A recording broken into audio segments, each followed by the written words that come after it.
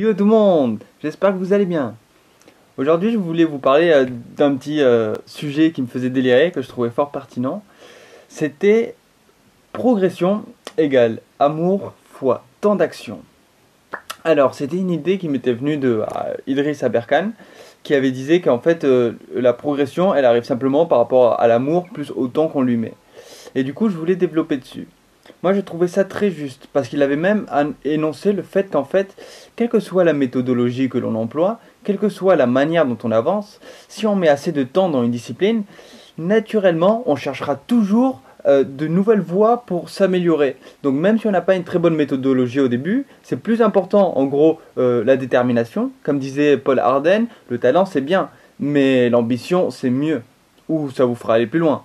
Mais bon, l'idée reste la même. L'idée c'est que, à force de détermination, on arrive toujours vers la direction que l'on désire en fait, vers laquelle on tend. Alors que le talent, ça va aider bien sûr quand on a un talent inné entre guillemets, comme quelqu'un pour le chant par exemple, ou pour n'importe quel type d'inspiration.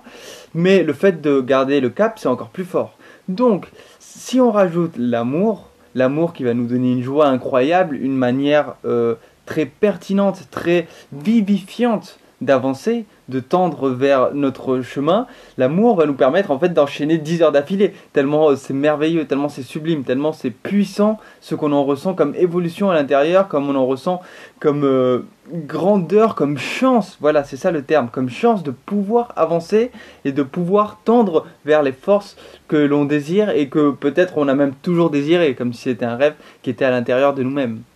Donc, quelle que soit la discipline, plus on va mettre d'amour multiplié par le temps, plus on avancera vite.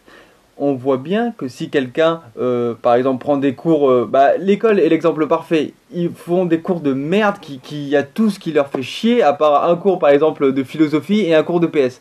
Eh bien, l'élève, il aura une difficulté énorme à avancer parce qu'il aura aucun amour à l'intérieur, ça sera de la merde, ça sera pas bon, ça sera pas jouissif, ça sera obligatoire, ça sera comme une punition, comme à l'époque il y a 50 ans en arrière quand on te tapait sur les doigts pour que tu apprennes. Donc parfois oui t'apprends, mais si ça te répugne et si ça te dégoûte, il y a plus de chances que après tu le laisses de côté pour le restant de ta vie. Donc le niveau progression, il ira dans le côté le plus puissant quand on associera l'amour à la progression et qu'en plus on lui mettra beaucoup de temps. Ce qui est intéressant, c'est que les deux vont amener d'un côté à l'autre.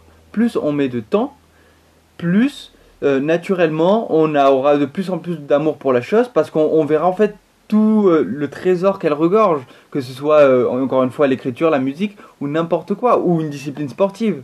On verra qu'en fait elle donne des possibilités d'apprentissage pour l'âme, pour le corps et pour l'esprit qui sont fabuleuses sur tout point de vue. Donc du coup, plus on met de temps, plus l'amour elle va venir. Et plus on met d'amour dans n'importe quelle discipline, plus le temps va naturellement venir parce qu'en fait, on voudra naturellement aller plus le vivre, aller plus le sentir. Donc le temps va grandir. Maintenant, je voudrais voir un des petits paradoxes qui est intéressant, c'est que parfois, on se bloque exactement là où ça nous plaît le plus. Parce que la peur d'échouer fait en sorte qu'on n'ait pas le désir ardent qui se lève pour en fait tester la chose, parce qu'on est tellement persuadé qu'on va d'abord échouer et on focalise tellement sur ça que du coup on perd l'énergie positive de l'amour pour le simple fait de progresser et de le faire en fait, de l'accomplir, plutôt que pour le fait de d'abord ressentir qu'on passera par une étape de progression, stagnation qui aux yeux des gens pourront même être ridicules ou en rire ou voilà. Donc du coup, c'est drôle parce que j'ai l'impression que c'est notre société occidentale qui a beaucoup mis le point, on va dire, sur l'aspect superficiel de l'image qu'on va donner, aussi bien sur soi-même, de l'habit, de la manière, du décor derrière, tout ça quoi, que sur les paroles, les mots.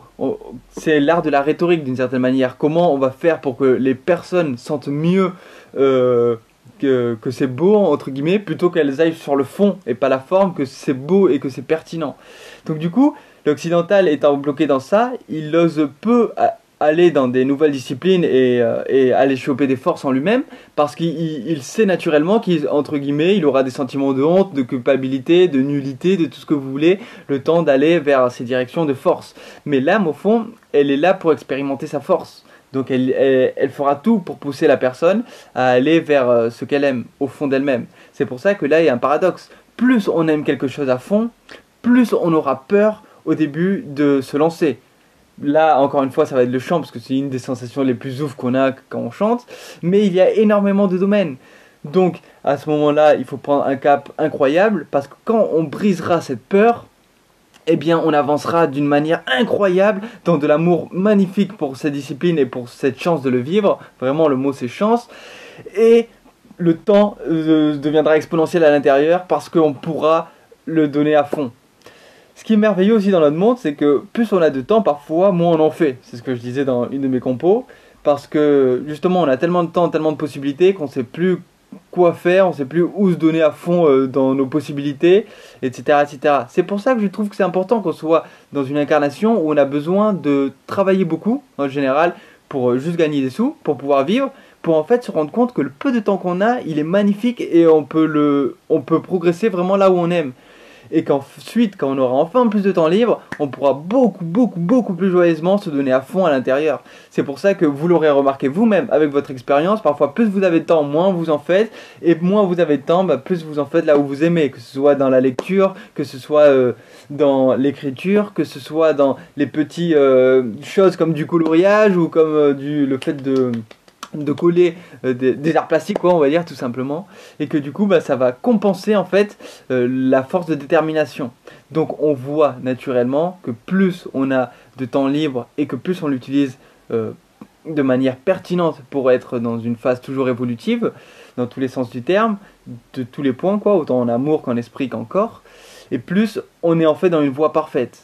Et moins on a de temps pour faire tout ce qu'on aime, et moins on en fait encore derrière, plus on se rend compte qu'en fait on ne serait pas capable d'en faire beaucoup quand on aurait du temps, parce que tout simplement on serait face à trop de liberté qu'on n'a pas l'habitude d'avoir, donc on se la prendrait pour se distraire, dans le sens premier du terme, c'est-à-dire oublier l'essentiel pour juste faire une distraction, et avancer à la manière dont on choisirait.